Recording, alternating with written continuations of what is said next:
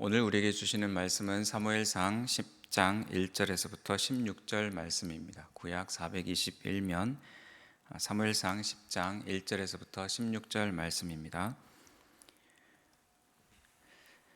이에 사무엘이 기름병을 가져다가 사울의 머리에 붓고 입맞추며 이르되 여호와께서 내게 기름을 부으사 그의 기업의 지도자로 삼지 아니하셨느냐. 내가 오늘 나를 떠나가다가 베냐민 경계의 셀사에 있는 라헬의 묘실 곁에서 두 사람을 만나리니 그들이 내게 이르기를 내가 찾으러 갔던 암나기들을 찾은지라. 내 아버지가 암나기들의 염려는 놓았으나 너희로 말미암아 걱정하이르되 내 아들을 위하여 어찌하리요 하더라 할 것이요. 내가 거기서 더 나아가서 다볼 상수리 나무에 이르면 거기서 하나님을 배우려고 베델로 올라가는 세 사람을 만나리니 한 사람은 염소 새끼 셋을 이끌었고 한 사람은 떡 세 덩이를 가졌고 한 사람은 포도주 한 가죽 부대를 가진 자라. 그들이 내게 문안하고 떡 두 덩이를 주겠고 너는 그의 손에서 받으리라. 그 후에 내가 하나님의 산에 이르리니 그곳에는 블레셋 사람들의 영문이 있느니라. 내가 그리로 가서 그 성읍으로 들어갈 때에 선지자들의 무리가 산당에서부터 비파와 소고와 저와 수금을 앞세우고 예언하며 내려오는 것을 만날 것이요. 내게는 여호와의 영이 크게 임하리니 너도 그들과 함께 예언을 하고 변하여 새 사람이 되리라. 이 징조가 내게 임하거든 너는 기회를 따라 행하라. 하나님이 너와 함께 하시느니라. 너는 나보다 앞서 길갈로 내려가라. 내가 내게로 내려가서 번제와 화목제를 드리리니 내가 내게 가서 내가 행할 것을 가르칠 때까지 7일 동안 기다리라. 그가 사무엘에게서 떠나려고 몸을 돌이킬 때에 하나님이 새 마음을 주셨고 그날 그 징조도 다 응하니라. 그들이 산에 이를 때에 선지자의 무리가 그를 영접하고 하나님의 영이 사울에게 크게 임함으로 그가 그들 중에서 예언을 하니 전에 사울을 알던 모든 사람들이 사울이 선지자들과 함께 예언함을 보고 서로 이르되 기스의 아들에게 무슨 일이 일어났느냐. 사울도 선지자들 중에 있느냐 하고 그곳에 어떤 사람은 말하여 이르되 그들의 아버지가 누구냐 한지라. 그러므로 속담이 되어 이르되 사울도 선지자들 중에 있느냐 하더라. 사울이 예언하기를 마치고 산당으로 가니라. 사울의 숙부가 사울과 그의 사환에게 이르되 너희가 어디로 갔더냐. 사울이 이르되 암나기들을 찾다가 찾지 못하므로 사무엘에게 갔었나이다 하니 사울의 숙부가 이르되 청하노니 사무엘이 너희에게 이른 말을 내게 말하라 하니라. 사울이 그의 숙부에게 말하되 그가 암나기들을 찾았다고 우리에게 분명히 말하더이다 하고 사무엘이 말하던 나라의 일은 말하지 아니하니라. 아멘. 플러 신학교의 로버트 클린턴 교수는 리더십에 관한 연구를 하면서 1,500여 명의 크리스찬 리더들을 연구하고 이런 결론을 내렸습니다. 단 30%만이 그 리더들이 마무리를 잘했고 70%의 리더들은 마무리가 좋지 못했다라는 것입니다. 시작은 잘할 수 있지만 마무리가 참 어렵다는 것을 보여줍니다. 그 클린턴 박사가 리더가 거쳐야 되는 리더의 타임라인, 그것을 6단계로 소개하는데 어떻게 리더가 개발되어지고 성장이 이루어지는지를 보여줍니다. 간략하게 좀 소개를 하자면 첫 번째 단계는 하나님의 주권적 개입으로 예수님을 구주로 고백하는 전후의 단계입니다. 이런 과정을 반드시 거쳐야 한다라고 말하는 거죠. 영적 지도자는 반드시 예수님을 인격적으로 영접해야 합니다. 두 번째 단계는 하나님의 자녀로 거듭난 후에 어떠한 형태로든지 간에 영적 훈련을 받는 우리 내면의 속사람이 훈련받는 그런 성장의 단계가 필요합니다. 세 번째는 인생에 큰 획을 그을 만한 사역을 시작하는 사역의 성숙 단계를 경험하게 되었습니다. 그리고 네 번째는 영적 지도자가 사역을 하면서 사역과 성품이 성숙되어지는 그런 인격 성숙의 단계를 거치게 되어집니다. 그리고 다섯 번째는 지금까지의 단계들을 다 거치면서 갖추게 되어진 영적 지도자의 어떤 자질들이 통합되어지는 그런 단계이고 마지막 6단계는 영적 지도자로서 전생애를 통해서 맺어진 사역의 열매를 통해서 다른 영적 지도자들에게 존경을 받는 그런 단계입니다. 이 6단계를 다 자세하게 다룰 수는 없지만 사울이라는 인물이 어떻게 리더로 세워지고 있는지 이 클린턴 박사의 6단계 타임라인에 비추어서 살펴본다면 앞으로 계속되는 사무엘상 묵상 가운데 큰 교훈을 발견할 수 있을 것입니다. 어제 본문에 이어서 오늘은 사울이 기름 부음을 받는 장면부터 시작이 되어집니다. 아까 이야기했듯이 리더의 타임라인에서 첫 번째 단계, 하나님이 주권적으로 개입하셔서 하나님을 만나게 되는 단계를 이 사울은 경험하고 있습니다. 이전의 본문에서 사울의 아버지 기스가 암나기들을 잃어버린 것, 그것을 사울에게 찾아오라고 시킨 것 등 그러한 일들이 우연히 이루어진 것이 아니라 하나님이 개입하시고 이끄시는 상황이었다는 것을 우리가 묵상했습니다. 우리의 삶에서도 마찬가지로 그냥 일어나는 일들이 아니라 그 안에서 하나님의 주권적인 개입이 있으시다는 것을 우리가 깨달을 필요가 있습니다. 사울은 사무엘을 통해서 어느 한 집의 평평한 그 옥상 같은 곳에서 지붕 위에서 자초지정을 들었을 것입니다. 하나님이 사무엘에게 말씀하시고 사울의 인생에 적극적으로 개입하시는 그런 상황들을 사무엘이 들어서 또 사울에게 전달했습니다. 암나기들을 찾으러 나선 걸음이 이렇게 극적일 수가 있을까? 우리는 이미 다 알고 있는 내용이어서 덜 놀랄 수 있지만 이 이야기를 처음 듣는 분들이라면 충분히 놀랄 만한 이야기입니다. 말씀을 보면서 우리의 삶에도 하나님이 이렇게 개입하시는 그런 상황을 우리가 잘 인지하고 그 상황 속을 우리가 잘 기억하고 나아갈 필요가 있습니다. 하나님은 우리 성도님들의 삶에 깊이 있게 개입해 주십니다. 두 번째는 오늘 그 본문을 세 부분으로 살펴보면 첫 번째는 기름 부음과 예언된 세 가지 징조에 대해서 말씀하고 있고, 두 번째는 성취된 징조에 대해서 9절에서부터 13절까지 말씀하고 있습니다. 그리고 마지막 14절에서 16절은 사울의 침묵에 대해서 이야기하고 있습니다. 자, 먼저 첫 번째 기름 부음과 예언된 세 가지 징조에 대해서 살펴보면 선지자 사무엘이 이제 왕이 될 사울의 머리에 기름을 붓습니다. 특별한 사명을 위해서 사울이 선택받았습니다. 사무엘은 하나님의 말씀에 그대로 순종합니다. 왕을 요구하는 백성들의 요구에 사무엘이 언짢고 기쁘지 않았지만 이제 하나님의 뜻에 순종하고 있습니다. 1절에 보면 이에 사무엘이 기름병을 가져다가 사울의 머리에 붓고 입맞춤에 이르되 여호와께서 내게 기름을 부으사 그의 기업의 지도자로 삼지 아니하셨느냐라고 기록되어 있습니다. 사울이 기름 부음 받았다라는 사실은 은밀하고 비밀스러웠습니다. 안 그래도 많은 사람들이 왕을 요구하고 있는 그런 시점에 사람이 아닌 하나님께 집중해야 되는 시간이었기 때문에 그렇습니다. 기름을 부은 후에 사무엘은 사울에게 입을 맞춥니다. 이것은 사무엘이 사울에게 사울이 기름 부음 받은 것을 축하하는 그런 의미로 인사를 나눕니다. 그리고 이어서 사무엘은 세 가지 징조를 알려줍니다. 첫 번째는 2절에 보면 암나기들을 찾았고 오히려 암나기들을 찾으러 간 사울을 걱정하고 있다는 소식을 누구를 통해서 라헬의 묘실 곁에서 만나는 두 사람을 통해서 들을 것이라고 알려줍니다. 두 번째 징조는 3절에 보면 하나님을 뵈려고 베델에 올라가는 세 사람을 만날 텐데 그들이 사울에게 문안하고 떡 2덩이를 준다는 표정입니다. 하나님께 드릴 예물을 가지고 올라가는 사람들에게 사울이 떡을 받는다라는 것은 기름 부음 받은 이후에 사울의 특별한 지위가 달라졌다라는 것을 볼 수 있습니다. 그리고 세 번째 징조는 여호와의 영이 사울에게 임하여서 새 사람이 될 것을 말씀하고 있습니다. 이 징조들은 사울이 자신이 하나님의 선택을 받았다라는 것을 확신할 수 있는 계기가 되어집니다.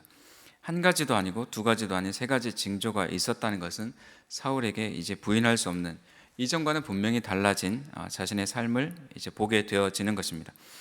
이스라엘의 왕으로 하나님이 자신을 택하셨다는 것을 이제 부정할 수가 없습니다. 우리가 하나님과의 만남을 이야기하면서 남이 만난 하나님을 이야기하는 것이 아니라 내가 만난 하나님을 이야기할 수 있어야 합니다. 하나님이 우리의 삶에, 내 삶에 개입하셔서 일하시는 것을 우리가 기억할 필요가 있습니다. 다른 사람들이 뭐라고 하더라도 나는 부인할 수 없는 그 살아계신 하나님의 주권적 개입이 내 삶에 있었다라고 우리는 고백할 수 있어야 합니다. 우리 성도님들의 삶에 하나님이 어떻게 역사하셨는지를 꼭 기억하고 그 진한 하나님과의 만남을 잊지 않고 살아가기를 소망합니다. 두 번째 성취된 징조에 대해서 9절에서부터 13절까지 이야기하고 있는데요. 세 가지 징조는 사무엘이 말한 세 가지 징조는 곧바로 이루어집니다. 9절에 보면 그가 사무엘에게서 떠나려고 몸을 돌이킬 때에 하나님이 새 마음을 주셨고 그날 그 징조도 다 응하니라. 사무엘이 말한 징조가 그날 다 이루어졌습니다. 2절에서부터 8절까지 어떤 징조들을 보면 어디로 가는 길에 또 몇 명의 사람이 또 각각 그 사람들이 무엇을 들고 있는데 또는 어떤 악기들을 연주하고 있는데 이러면서 그 모든 일들이 이루어질 그런 확률을 한번 계산해 본다면 제로에 가깝습니다. 그렇지만 하나님에게는 그것이 어려운 일은 아닙니다. 사무엘을 통해 언급된 징조들이 한날 다 이루어지면서 사울은 아마 마음속으로 정말 그러네, 정말 이루어졌네 라고 계속적으로 마음속으로 되뇌었을 것입니다. 세 가지 표징을 살펴보면서 어떤 의미가 있을까? 첫 번째, 그 잃어버린 암나기들을 다시 찾는 것은 사울에게 있어서 마음의 걱정을 더는 해결하는 일이었습니다. 두 번째 징조에서 떡 두 덩이를 받는 것은 배고픔, 육신의 문제를 해결받는 일이었습니다. 9장에 보면 암나기들을 찾는 길을 묻기 위해서 사무엘에게 가야 되는데 가는 길에 먹을 것이 다 있고 그 선지자에게 드릴 예물이 없었다라고 말하고 있습니다. 며칠 동안 암나기들을 찾느라 사울은 기진맥진했다는 것을 우리가 알 수 있습니다. 물론 사무엘을 만나서 하나님께 드린 제물의 일부를 먹긴 했지만 그날그날의 어떤 육신의 필요, 일용할 양식이 필요했던 것이죠. 육신의 문제를 해결받은 사울에게 세 번째 징조는 영적인 갈급함을 채우는 경험이었습니다. 11절 후반부에 보면 원래 사울을 알고 있었던 사람들의 반응이 기록되어 있습니다. 사울도 선지자 중에 있느냐? 사울도 선지자 중에 있느냐? 이렇게 말하는 사람들은 원래 사울을 잘 알고 있었던 사람들입니다. 그럴 사람이 아닌데 사울이 선지자였나? 이렇게 말할 만큼 사울은 강렬한 영적 체험을 경험했습니다. 단지 연관성 없는 어떤 세 가지의 징조가 아니라 사울에게는 이 세 가지 징조가 징조로서의 어떤 의미도 있지만 사울에게 꼭 필요한 일들이었고 그것이 그날 이루어졌습니다. 하나님의 부르심 이후에 그 필요들까지 세세하게 채우시는 그 하나님의 은혜를 우리가 말씀을 통해서 볼 수 있습니다. 하나님은 큰 일도 이루시고 굵직굵직하게 일하시지만 또 세밀하게도 일하십니다. 더 이상 하나님의 부르심을 이제 거절할 수 없고 하나님의 준비하심 속에 사울은 한 걸음 한 걸음 걸어가고 있습니다. 이스라엘의 왕이라는 자리는 다른 세상의 왕들과는 달리 하나님이 함께 하시는 것이 무엇보다 중요한 자리입니다. 왕의 개인적인 소유, 백성들이 아니라 이스라엘은 하나님의 선택받은 하나님의 소유된 백성이기 때문에 하나님께 영광을 올려드리고 그러면서 백성들을 다스리는 지도자가 되어야 했던 자리입니다. 왕이라고 제 마음대로 자기 마음대로 해서는 안 되는 그런 자리인 것이죠. 우리의 삶으로 확장해서 보면 우리는 우리의 모든 것이 하나님의 것이라는 것, 하나님의 능력과 개입이 없이 하나님의 도움과 응답 없이 살아갈 수 없다라는 것을 고백할 수 있어야 합니다. 만약 그런 마음이 변질이 되어져 간다면 우리는 사울을 통해서 다시금 경계심을 얻어야 될 필요가 있습니다. 겸손히 하나님의 사명을 감당하면서 하나님께만 영광을 올려드리는 삶을 살아갈 수 있기를 소망합니다. 세 번째로 마지막 14절에서 16절은 사울의 침묵에 대해서 말씀하고 있습니다. 사울의 숙부는 훗날 사울 왕의 군사령관이 될 아브넬, 그 아브넬의 아버지 넬을 가리킵니다.